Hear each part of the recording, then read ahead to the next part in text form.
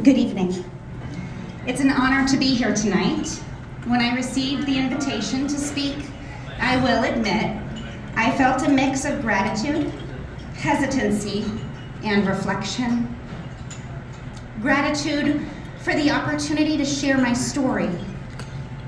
Hesitancy because my relationship with the university has been anything but conventional. And reflection because, as with most things in life, when a plan falls apart, there's often a greater purpose waiting to be shared forward. Sometimes that purpose reveals itself not through achievement, but through surrender.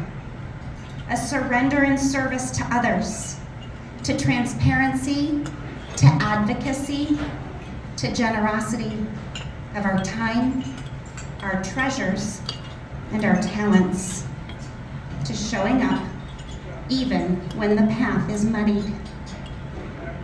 I did not graduate this year as I had worked so hard to do. Though I completed my coursework with perfect marks, unforeseen circumstances delayed my degree conferral. I had been selected to speak at commencement, but I wasn't able to take the stage. Since that time, that absence of accomplishment has felt like defeat. It is a deep and aching silence I have carried quietly. Because I am here tonight, because silence doesn't honor a journey, stories do. If you're familiar with my story, you know that this was not the first challenge in my life that I could have let defeat me.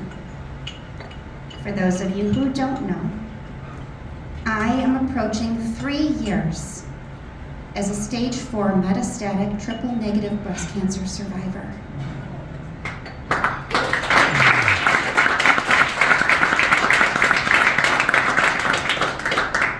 My diagnosis did not just bring a fight for my life, it brought divorce papers after nearly 18 years of marriage. Overnight, I went from a stay-at-home mom to sole provider and caregiver. I came to university as a non-traditional student, to say the least, an advanced age mother, and a cancer patient. I had limited financial resources. I had no family support. There were nights I researched and wrote papers until the sun came up. I had ice packs on my surgical scars. Mornings when I packed lunches while reviewing lesson plans and IEPs. Weekends spent working a second job and catching up on coursework while managing chemo fatigue, trying to be the best mother I could be. All of that is to say, I did not arrive here polished. I arrived in pieces. Slowly, through education, advocacy, and grace, I began to mosaic those pieces into something entirely new. My studies in special education gave me something unexpected: the insight and courage to explore my identity as a neurodivergent educator and learner. You see, I have spent much of my life navigating systems that were not designed for people like me in mind. Many educational systems have historically claimed acceptance and inclusion, all while embracing a very narrow definition of success. One that overlooks brilliance, resilience, and the complexity of a diverse mind. So, coming here, for the first time, I did not just survive school. I shaped it to reflect who I am. I took full advantage of the universally designed courses, which allowed me to breathe while pursuing online academics. The asynchronous format allowed me to pause, reflect, and in return when my brain was ready.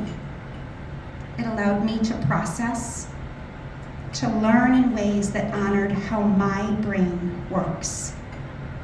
The tight-knit cohort of my peers became like family in and out of the classroom. And we offered each other the unimaginable support that I never knew existed. I had a space of vulnerability, of safety, and that space, rare and precious, allowed me to thrive. One particular moment in my journey truly stands out. Meeting with the generous donors who chose me to receive the Mindy Bulmash Lucas Memorial Scholarship. The honor of receiving this gift was not just about covering the cost of a class, but don't worry, Fred, I used every penny wisely. It signified something so much grander, something so much greater. It meant someone believed in me, in my potential, in my future, and in my ability to make a difference in this world. That belief carried me through some of the hardest days, and it reminded me that even when systems fail and life's plans get derailed, individuals can still choose to see, to support, and to uplift a complete stranger. You did not just fund a class. You helped a mother rebuild her life. You helped a child feel seen. You helped a story like mine continue. You were a prayer answered. Increasing my education was not just a goal, it was a lifeline. I needed purpose. I needed to be someone who could support others while rebuilding myself. I prayed for clarity. What came was courage. One child changed everything for me. A shy boy I met during chemotherapy, whose brilliance was often dismissed. He was navigating a world full of heartache and pain, a world that did not always make space for his intensity, but I saw it. I saw his humor, his intelligence, his quiet defiance. I saw me. I saw how the right support could unlock possibility. That experience led me to pursue special education, not just as a field, but as a calling that required not just strength, but surrender, a surrender of my time and talents for those whose voices are discounted or silenced. I believe God placed me on this path to advocate for students who have been overlooked, just as I was. Since then, my little buddy received his eternal wings.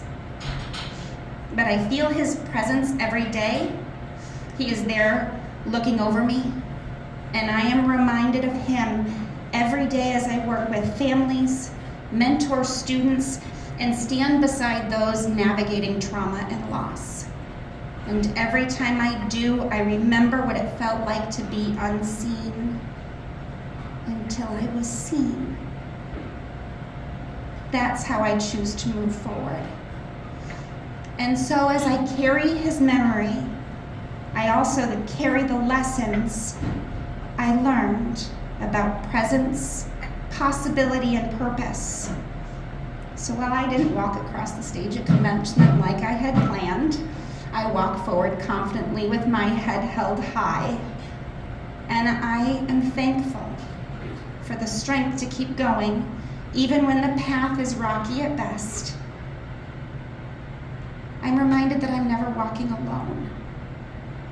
I've carried the invaluable life lessons that I have learned here at National Louis University into every space I enter. And I'm still walking. I know that budgets are complex and priorities must be balanced. But I also know that when resources align with resilience, amazing things happen. Generosity of heart makes all things come to fulfillment. Someday soon, those final pieces will come together for me and I will finish my degree. I will earn my licensure and I will step into a classroom of my very own. Poignantly, I learned the most profound impact comes not from achievement, but from surrender, where dignity, compassion, and advocacy become the true measure of success. Therefore, I will continue to take the stage as I am led in venues such as this, to remind every person I meet that the most important and meaningful impact is not measured in external accomplishments like good grades, recognition, or accolades. It is measured in things far more valuable. Lives changed, truths spoken, and futures reclaimed. How we share the gifts we have been given in our time, our talent, and our treasures. How we shape the world around us for the better. So, to those of you who answer the call of generosity and give selflessly, thank you. Your treasure makes it possible for students like me to show up, to grow, to speak. Thank you. Thank you for listening. Thank you for giving. Thank you for making room at your table for students like me and for the ones whose stories are still unfolding.